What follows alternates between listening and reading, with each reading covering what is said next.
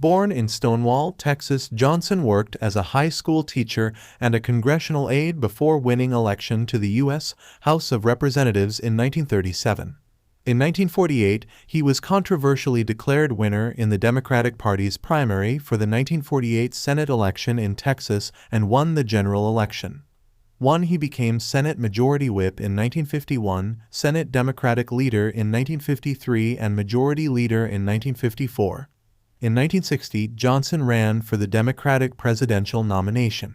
Ultimately, Senator Kennedy bested Johnson and his other rivals for the nomination before surprising many by offering to make Johnson his vice presidential running mate. The Kennedy-Johnson ticket won the general election. Vice President Johnson assumed the presidency in 1963 after President Kennedy was assassinated.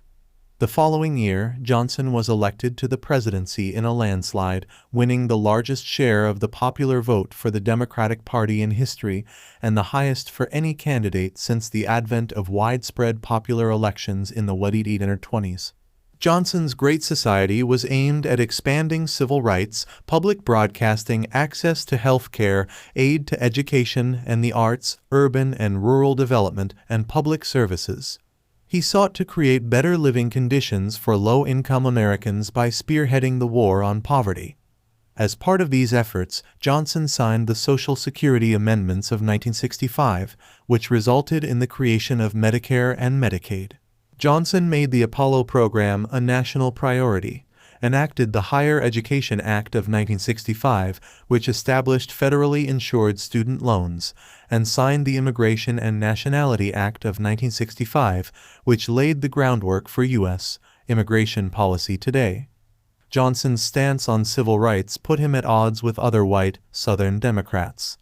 His civil rights legacy was shaped by the Civil Rights Act of 1964, the Voting Rights Act of 1965, and the Civil Rights Act of 1968.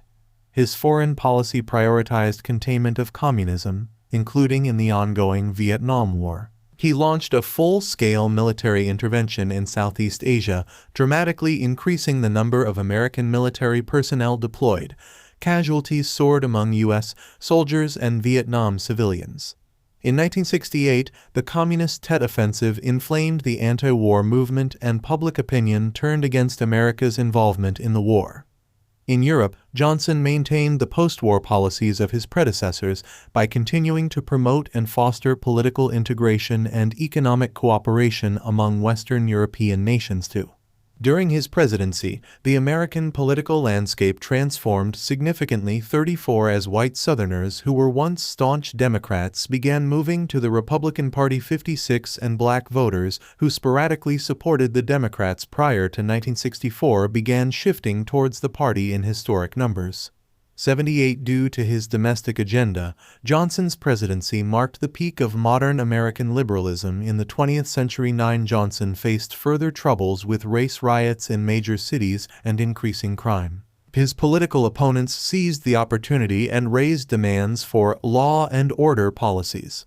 Johnson began his presidency with near-universal support, but his approval declined throughout his presidency as the public became frustrated with both the Vietnam War and domestic unrest.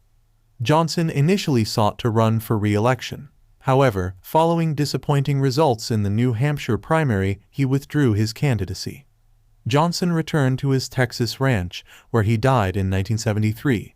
Public opinion and academic assessments of his legacy have fluctuated greatly ever since. Historians and scholars rank Johnson in the upper tier for his accomplishments regarding domestic policy.